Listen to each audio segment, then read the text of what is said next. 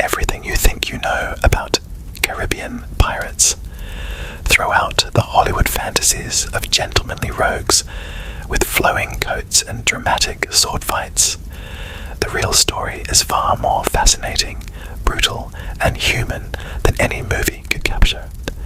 From the 1500s to the 1730s, the Caribbean wasn't just a collection of tropical islands. It was a battleground where empires clashed, outcasts found freedom, and ordinary people rewrote the rules of survival. These weren't cartoon villains with eye patches and pet parrots. They were desperate sailors, runaway slaves, displaced farmers, and anyone brave or foolish enough to gamble their lives for a shot at something better.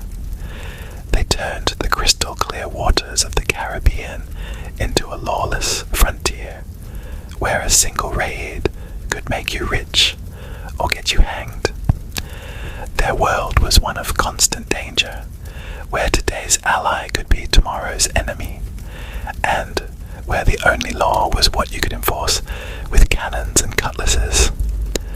The story begins not with pirates, but with gold, when Christopher Columbus stumbled across the Americas in 1492. He set off a chain reaction that would transform Europe and devastate entire civilizations. Spain, drunk on the promise of endless wealth, carved up the New World with ruthless efficiency. They enslaved indigenous peoples, forced them into silver mines, and built a colonial empire that stretched from Florida to Chile. The Caribbean became their highway to riches, a string of fortified islands where treasure ships gathered before making the dangerous journey back to Europe. By the 1550s, these Spanish galleons had become floating treasure vaults, loaded with silver from the mines of Peru and Mexico, chests of emeralds from Colombia, and holds packed with sugar, tobacco, and exotic goods. They represented wealth beyond imagination.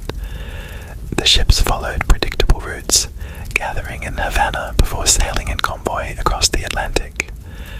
They were massive, heavily armed, and supposedly invincible, but they were also slow, unwieldy, and irresistibly tempting to anyone with a fast ship and a hunger for gold.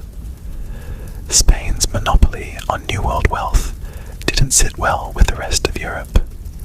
England, France, and the Netherlands watched with growing resentment as Spanish treasure fleets carried away fortune after fortune.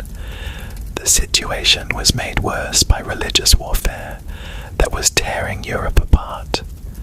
Spain remained fiercely Catholic, while England and the Netherlands had embraced Protestantism.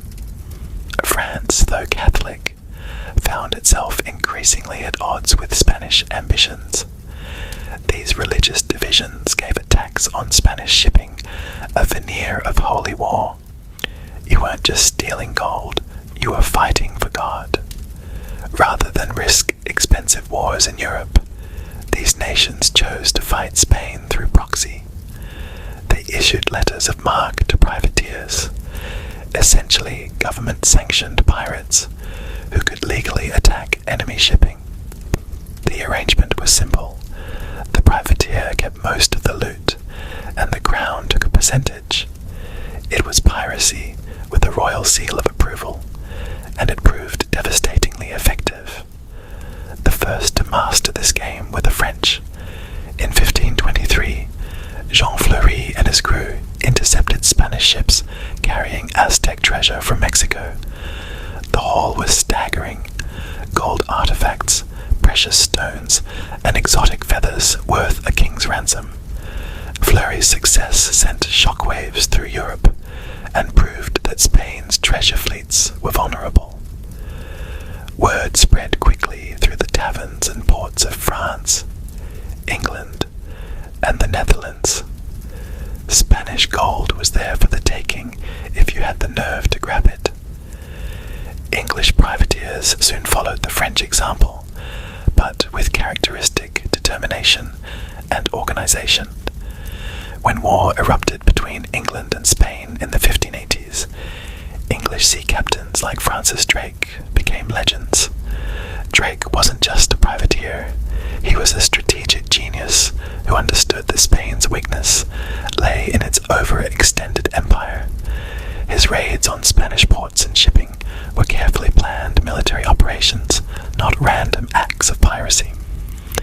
In 1586, Drake led a massive fleet to the Caribbean, targeting the heart of Spanish colonial power. He captured Santo Domingo, the oldest European settlement in the Americas, and held it for ransom. The Spanish paid up, but Drake wasn't finished. He sailed to Cartagena, Spain's main port on the South American coast, and repeated the performance. The raids netted enormous profits and proved that Spanish colonies weren't invincible fortresses, but vulnerable targets ripe for plunder. Drake's success inspired a generation of English privateers, but they all faced the same fundamental problem. They had no permanent base in the Caribbean. After every raid, they had to sail thousands of miles back to Europe, dodging Spanish patrols and weathering Atlantic storms. Many ships never made it home, their crews and treasure lost to the depths. What the privateers needed was a Caribbean stronghold, a place where they could repair their ships, plan new raids, and enjoy their stolen wealth. The solution came from an unexpected source. In the 1620s, French settlers on the island of Hispaniola found themselves in a desperate situation. These weren't professional sailors or soldiers. They were poor farmers and hunters, trying to scratch out a living on the fringes of Spanish colonial society. They hunted wild cattle and pigs that roamed the island's interior, smoking the meat over wooden frames called bucans to preserve it. The Spanish called them bucaniers, or buccaneers, meat smokers. Spain viewed these French settlers as illegal squatters and repeatedly tried to drive them off the island. Spanish soldiers burned their settlements, scattered their herds, and forced the survivors to flee to the small island of Tortuga, just off Hispaniola's northwestern coast. Tortuga was a miserable place, rocky, difficult to farm, and constantly battered by Caribbean storms. But it had one crucial advantage: a natural harbor that could shelter dozens of ships. The transformation of Tortuga from a refuge for failed farmers into the Caribbean's first pirate stronghold was swift and dramatic. By 1630, the former cattle hunters had become sea raiders, using their knowledge of local waters and their burning hatred of Spain to devastating effect. They formed the Brethren of the Coast, a loose confederation of pirates who agreed to share information, split loot fairly, and provide mutual protection. The buccaneers developed a unique culture that was part military brotherhood, part criminal enterprise, and part radical social experiment. They elected their own leaders, shared their wealth according to agreed-upon rules, and created a society where a man's birth or nationality mattered less than his courage and skill. Former slaves fought alongside French nobles. English deserters served with Dutch merchants, and Spanish renegades raided their own country's shipping. In 1640, a French adventurer named Pierre le Grand made Tortuga famous with a single audacious raid. Using a small boat and a handful of men, he captured a massive Spanish galleon by sneaking aboard at night and seizing the ship before the crew could react. The treasure he captured was worth more than most men saw in a lifetime, and his success proved that even the largest Spanish ships could be taken by small, determined crews. The The story of Pierre Le Grand spread throughout the Caribbean like wildfire, attracting hundreds of would-be pirates to Tortuga. The island's governor, Jean Levasseur, built a stone fortress overlooking the harbour and declared Tortuga a free port where any ship could dock as long as the captain paid a percentage of his cargo. The arrangement suited everyone. Pirates got a safe haven, and Levasseur grew rich from taxes on stolen goods. English involvement in Caribbean piracy took a dramatic turn in 1655 when Oliver Cromwell's navy captured Jamaica from Spain. The conquest was part of Cromwell's Western design, an ambitious plan to break Spanish power in the New World. Jamaica's Port Royal quickly became a rival to Tortuga as a pirate haven, offering better harbours, more supplies, and the protection of English colonial authorities, who were happy to license privateers against their Spanish enemies. Port Royal in the 1660s was unlike anywhere else on earth. The town was built on a narrow spit of land jutting into Kingston Harbour, its streets lined with taverns, brothels, and shops selling everything from stolen Spanish silver to captured African slaves. Pirates swaggered through the streets in silk coats and jeweled swords, spending their loot as fast as they could steal it. The town's merchants grew rich, selling supplies to pirate crews, and its governors collected taxes on every transaction. It was in Port Royal that Henry Morgan rose to become the most famous buccaneer of all time. Morgan wasn't born to piracy. He was a Welsh gentleman who had come to Jamaica as a young man, probably as an indentured servant. But he had the three qualities that make great pirates: intelligence, ruthlessness, and an absolute lack of fear. By the 1660s, he was leading buccaneer fleets of dozens of ships and thousands of men against the Spanish strongholds throughout the Caribbean. Morgan's raids were military campaigns disguised as piracy. He studied Spanish defenses, gathered intelligence from captured prisoners, and planned his attacks with the precision of a professional general. His greatest triumph came in 1671 when he led an army of buccaneers across the Isthmus of Panama to attack Panama City, the Pacific terminus of Spain's treasure route.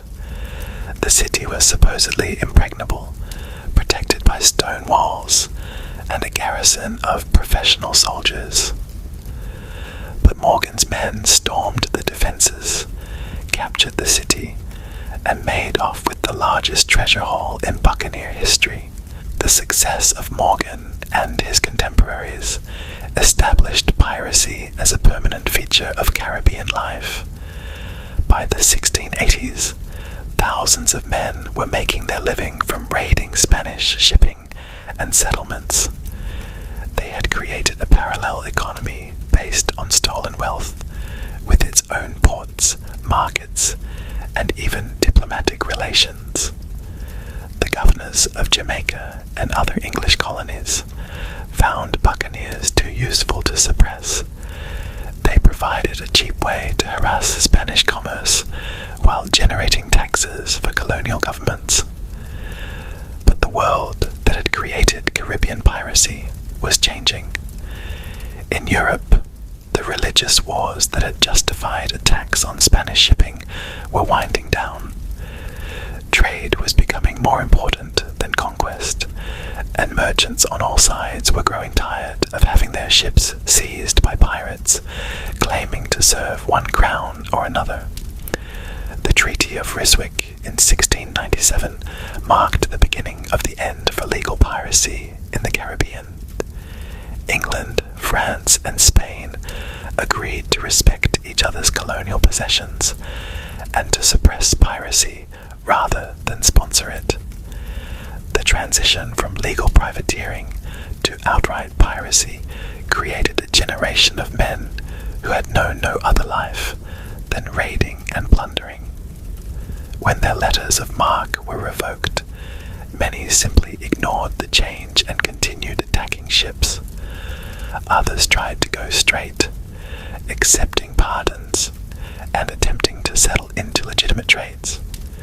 But for men who had grown accustomed to the freedom and wealth of piracy, the transition to ordinary life was often impossible.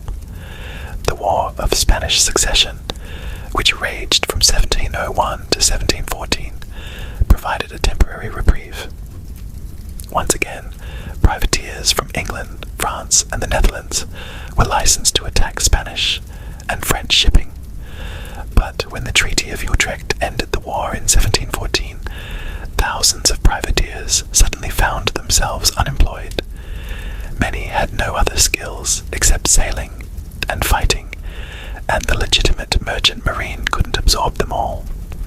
Faced with the choice between poverty and piracy, many chose piracy. This was the beginning of what historians call the Golden Age of piracy, the period from roughly 1714 to 1726, when Caribbean piracy reached its peak. The center of this new pirate world was Nassau in the Bahamas, a ramshackle settlement that had been largely abandoned by its English colonial government. By 1715, Nassau had become a pirate republic with its own laws, leaders, and economy. The pirates who gathered in Nassau were different from the buccaneers of the previous century. They were truly international: English, French, Spanish, African, and American sailors who had been thrown together by circumstance and united by their rejection of legitimate authority.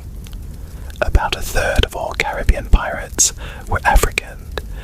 Many of them escaped slaves who had found in piracy the freedom denied to them on land. These men brought skills learned in their homelands, navigation techniques, shipbuilding methods, and fighting styles that made pirate crews more effective than their individual members might suggest. The most famous pirate of this era was Edward Teach, better known as Blackbeard. Teach understood that piracy was as much about psychology as it was about violence. He cultivated a terrifying appearance, weaving hemp into his enormous black beard and lighting slow matches before battle so that his head would be wreathed in smoke. His ship, the Queen Anne's Revenge, was a captured French slave ship that he had armed with 40 cannons, making it one of the most powerful vessels in the Caribbean. Blackbeard's most audacious act was his blockade of Charleston, South Carolina, in 1718. He anchored his fleet outside the harbor and refused to let any ships enter or leave until the city's government provided him with a chest of medical supplies. The siege lasted for days, bringing commerce to a standstill and demonstrating to the world that pirates could challenge the authority of colonial governments. When the medicine was finally delivered, Blackbeard kept his word and sailed away, leaving behind a city that would never forget his visit. The democracy of pirate crews was perhaps their most remarkable feature. Unlike naval vessels where officers held absolute authority, pirate ships were governed by articles that were voted on by the entire crew. These articles specified how loot would be divided, what punishments would be imposed for various crimes, and how decisions would be made. Captains were elected by popular vote and could be removed if they lost the confidence of their men. This system was remarkably egalitarian for its time, giving common sailors a voice in their own governance that they would never have had in legitimate employment. Women also found opportunities in piracy that were denied to them elsewhere. Anne Bonny and Mary Red, two of the most famous famous female pirates disguised themselves as men to join pirate crews. When their true identities were discovered, they were accepted as equals by their male colleagues. Both women proved themselves in combat, fighting with a ferocity that impressed even hardened buccaneers. Their stories suggest that piracy offered a kind of gender equality that was virtually unknown in the legitimate world of the early 18th century. The pirates of Nassau created their own economy, their own laws, and their own culture. They spent their stolen wealth on rum, gambling, and elaborate celebrations that could last for weeks. One pirate was said to have spent 3,000 pieces of 8 in a single night, buying drinks for everyone in the taverns and paying musicians to play until dawn. This extravagance was partly showmanship and partly a recognition that pirate careers were usually short. Better to enjoy wealth while you could than to save it for a future that might never come. But the very success of the Nassau pirates was creating the conditions for their downfall. By 1717, piracy was seriously disrupting Atlantic trade, particularly the lucrative slave trade that was becoming increasingly important to British merchants. Ships were being captured faster than they could be replaced. Insurance rates were skyrocketing, and entire trade routes were becoming too dangerous to navigate. The British government faced a choice: either suppress piracy or watch the colonial empire's economy collapse. The British response was swift and decisive. In 1718, they sent Woodes Rogers, a former privateer who understood piracy from the inside, to govern the Bahamas with orders to clean up Nassau. Rogers arrived with a small fleet of warships and a royal proclamation offering pardons to any pirate who surrendered by a specified date. The carrot was accompanied by a very large stick. Those who refused the pardon would be hunted down and hanged. The pirates of Nassau were divided in their response. Some, like Benjamin Hornigold, accepted the pardon and even joined Rogers in hunting their former colleagues. Others, like Charles Vane, rejected the offer and fled to continue their careers elsewhere. The most dramatic confrontation came when Vane, sailing a stolen ship, encountered Rogers's fleet in Nassau Harbor. Rather than surrender, Vane set fire to his ship and used it as a fireship to attack the British vessels. The attack failed, but Vane escaped in the confusion, vowing to continue his war against legitimate authority. The suppression of piracy was aided by changes in the broader Caribbean economy.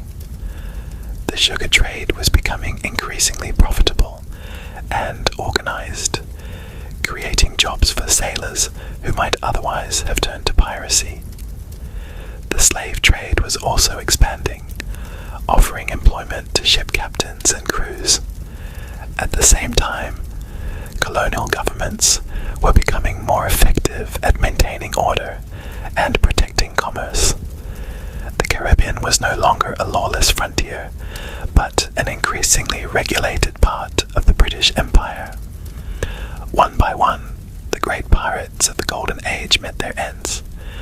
Blackbeard was cornered by a British naval expedition off the coast of North Carolina in 1718.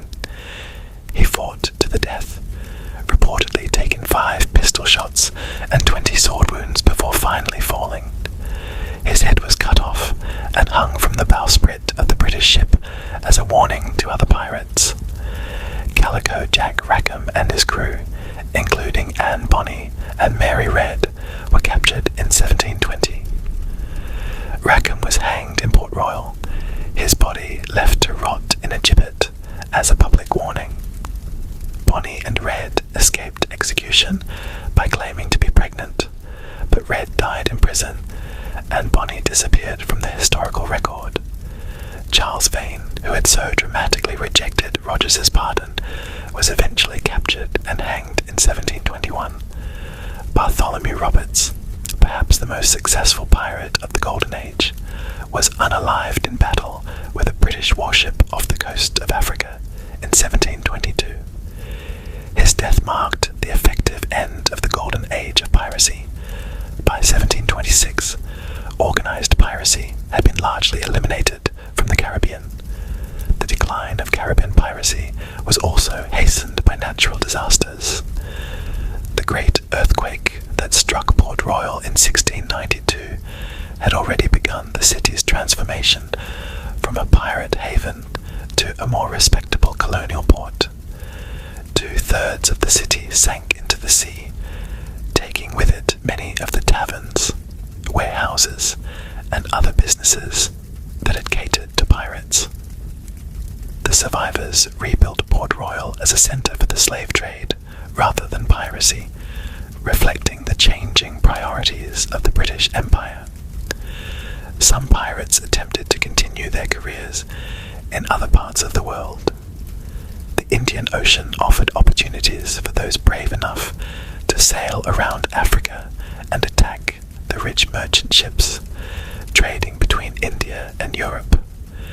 Pirates like Henry Every made spectacular fortunes raiding Indian ships, but they also attracted the attention of powerful enemies. The Mughal Empire and the East India Company had the resources to pursue pirates across oceans, and few of the men who chose this path lived to enjoy their wealth. By 1730, Caribbean piracy had become a relic of the past. The last great pirate strongholds had been eliminated. The most famous pirates were dead or retired, and the conditions that had created piracy in the first place had disappeared. The Caribbean was no longer a contested frontier where competing empires fought through proxies.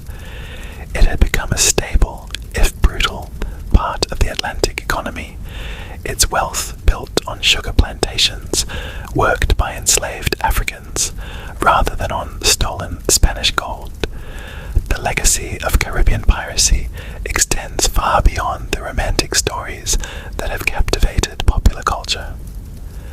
The pirates created some of the first truly democratic societies in the Americas, where men of different races and nationalities worked together as equals. Their articles of agreement were often more progressive than the laws of the countries they had fled, providing for disability payments, democratic decision-making, and fair distribution of wealth. These innovations would later influence the development of labor unions, democratic governments, and even modern corporate structures. The pirates also played a crucial role in the economic development of the Caribbean. Their raids on Spanish shipping helped break Spain's monopoly on New World trade, opening up opportunities for other European powers. The wealth they brought to ports like Port Royal and Nassau helped establish these cities as commercial centers that continued to prosper long after piracy had ended. Even their suppression contributed to economic development by creating a demand for naval forces, colonial administrators, and law enforcement that provided employment for thousands of people. Perhaps most importantly, the pirates represented a challenge to the established order that resonated far beyond their own time. In an age when most people were bound by rigid social hierarchies, pirates created societies where ability mattered more than birth. In a world where colonial subjects had no voice in their own governance, pirates elected their own leaders and made their own laws. In an economy where wealth was concentrated in the hands of a few, pirates shared their spoils according to democratic principles. The real pirates of the Caribbean were neither the romantic heroes of popular fiction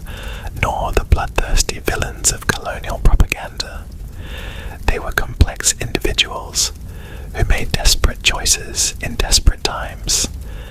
Some were driven by greed, others by the desire for freedom, and still others by the simple need to survive in a world that offered them few alternatives. They created a society that was both brutal and egalitarian, both criminal and democratic, both destructive and innovative. Their story is ultimately a human story, one of people who refused to accept the roles that society had assigned them and who were willing to risk everything for a chance at something better. That they largely failed to achieve their dreams, that their society was ultimately destroyed by the very forces they had tried to escape, makes their story no less compelling. In their brief moment of freedom, they showed that alternative ways of living were possible, and that vision continues to inspire people today. The Caribbean they knew, a world of Spanish treasure ships, uncharted islands, and lawless frontiers, has long since disappeared. But the dreams that drove them, the desire for freedom and equality, and a fair share of the world's wealth, remain as relevant today as they were 3 centuries ago. That is why we still tell their stories, why we still thrill to their adventures, and why the real pirates of the Caribbean continue to capture our imagination.